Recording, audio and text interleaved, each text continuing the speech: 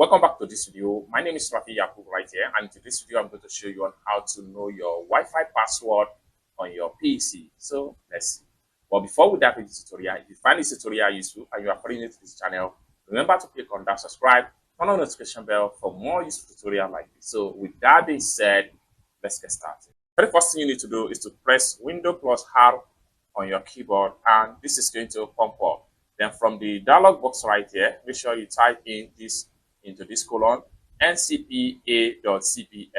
Then click on OK, and this is going to pop up. Next thing you need to do is to simply navigate to your Wi-Fi, right click on it, and make sure you go to status. Then the next thing you need to do is to go to wireless property.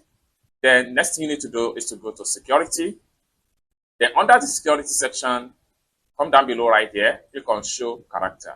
Here we go. Then you have your Wi-Fi password. It's as simple as that. I hope you really got value for this video. If you find this video useful, give this video a big like, and also remember to subscribe to the channel for more useful tutorials like this. Thank you so much for watching, and I hope to see you in my next video.